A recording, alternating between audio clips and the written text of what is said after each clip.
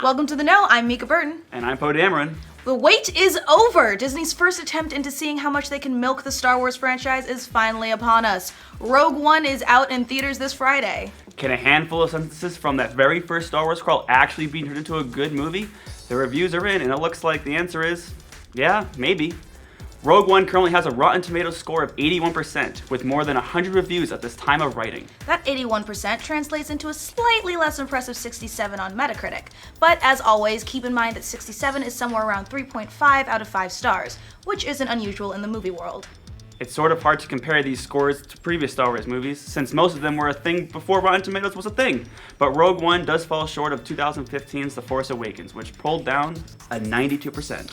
But since this is a Disney film, we can compare it to how some of their other biggest movies of the year were received. Doctor Strange was rated at a 91, Moana at a 96, Finding Dory at a 94, and Civil War at 90. Like it or not, Star Wars is part of the Disney machine now, and out of the year's biggest blockbusters, this seems to be the lowest rated of the bunch, which is pretty amazing for Disney, because Rogue One's 81 is still a solid score. Enough with all the numbers, let's get into what the actual critics are saying. But before we do that, a little disclaimer, we won't be putting any spoilers or hints about the plot, because I would kill Eddy if he did, besides what's already shown in the trailers. Thank you for that. We waded into these sometimes spoiler reviews, so you don't have to. You're welcome. While the scores for Rogue One were overall high, there were definitely a lot of mixed feelings about the film. On the positive side of things, reviewers loved the scale of the movie and its battles and how it launches perfectly into A New Hope. On the mixed to negative side of things are the characters. Although their sarcastic droid K2SO is clearly an early favorite, a weak, confusing first act and possibly an over-reliance on fan service. Too much fan service? That's never happened in Star Wars. But before we get to that though, let's look at the good, because it should be noted that despite the mixed reception, the critics who loved Rogue One really loved Rogue One. Slate heaped on a high praise in their review saying, quote, "By breaking some of the rules, Rogue One has made itself the first movie since The Empire Strikes Back to redefine the boundaries of what a Star Wars movie can be. The Force Awakens may have reanimated the once dormant franchise, but it's Rogue One that will give Star Wars fans a new hope." Variety is similarly hyperbolic. For the original generation of Star Wars fans who weren't sure what to make of episodes 1, 2, and 3, Rogue One is the prequel they've always wanted. So why all the praise? Well, for one, many critics felt that Rogue One managed to prop up Episode 4, while still providing something fresh and new. The LA Times wrote that Rogue One, quote, "honors and even transcends the narrative foundation of A New Hope." But beyond that, reviewers loved the film's frenetic pace, huge battles, and jaw-dropping third act. The Hollywood Reporter writes, "Shooting in a more spontaneous feeling manner than his series predecessors that keeps the high energy in both actors and the audience on their toes, the director builds up to a gigantic third act showdown that plays like a sci-fi version of the Battle of Iwo Jima, complete with a tropical island." And Entertainment Weekly seconded that opinion, saying that the third act heist is white-knuckle stuff. It's when the movie really goes into hyperdrive. Generally, reviewers seem to agree that this is one of the biggest and probably most beautiful Star Wars movies ever put to screen, visually speaking. And there were quite a few cliched statements that it puts the war back into Star Wars on a truly impressive scale that is so cheesy. But beyond that, things start getting a little more mixed.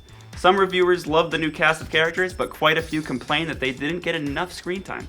And outside of Donnie Yen's blind swordsman and Alan Tudyk's K2SO Imperial droid, most found the new cast somewhat forgettable. And even reviewers who loved the movie found the first act to be exposition heavy and a bit more of a chore to sit through. US Weekly said that the opening act had a disjointed, hard to comprehend structure, and Variety called it eye-crossingly hard to follow. Some of you are no doubt wondering how to compare it to Episode 7, especially if you were one of the people who didn't find a lot to like in The Force Awakens. On that note, US Weekly says, hardcore fans who thought 2015's Episode 7 was a dumbed-down rehash will surely bask in a thrilling, action-packed film that refuses to spoon-feed information.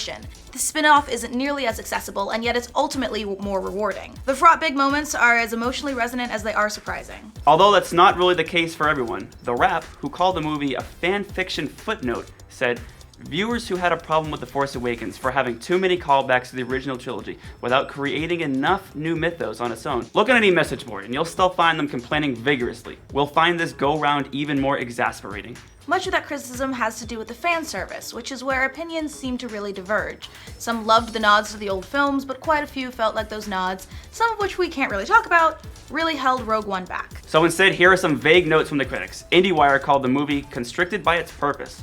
Writing, almost everything that works about Rogue One does so in its own strength, and almost everything that doesn't work about Rogue One does so out of its own defiance to other movies that were already holding up fine on their own. The New York Times, who called it thoroughly mediocre with a hackish script, agreed, saying a couple of 9-year-olds on a screen-free rainy afternoon would come up with better adventures and probably also better dialogue. Plots and subplots are handled with clumsy expediency, and themes that might connect this movie with the larger Lucasfilm mythos aren't allowed to develop. Because of the reliance on the original films, most critics made a point saying that Rogue One probably isn't for new fans, but more so the old ones, especially those who were alive when the original series was still running. But let's be honest, you probably aren't going to see this movie if you're not into Star Wars anyways. So in all, Rogue One sounds like a worthy entry into Star Wars canon. It provides a new look at the events leading up to the movie that started it all, in a way that honors the original films while also breaking fresh new ground. So if you love Star Wars, you'll probably appreciate the care put into the movie, and that it really shows us war on a different scale than we've ever seen it in the films, specifically Wars in the Star Wars. Good one, Mica. Thanks. On the flip side, you might be put off by some of the fan service in the movie, if you're not as into the franchise, or if you're not as familiar with events in The New Hope. Now that the table is set for Rogue One's release, it'll be interesting to see how the film does at the box office. We know that it's monumentally important to Disney, who will probably base their entire franchise strategy on the back of this film's performance, so oh my god, please do well.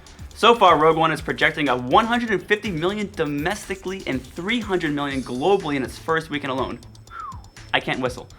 Note quite the insane numbers of The Force Awakens, but a very promising start for a relatively safe prequel, or midquel, that's a word, or whatever the hell you are calling this one. Hey, we can call it a midquel if Kingdom Hearts is 2.5? 2.5 final prologue. So if we have a final prologue, we can have a fucking midquel. So what do you guys think of the opening volley of Rogue One reviews? Let us know in the comments. For future and all things Star Wars like this video, subscribe to the Know.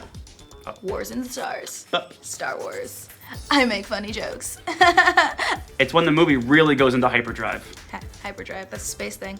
Generally, reviewers seem to agree. Don't shake your head at me, Caden. Although the sadistic droid K2SO is clearly sarcastic. Yep, that also works. Sadistic makes the movie slightly different. Yeah, exactly, yeah. It'll be a very interesting film.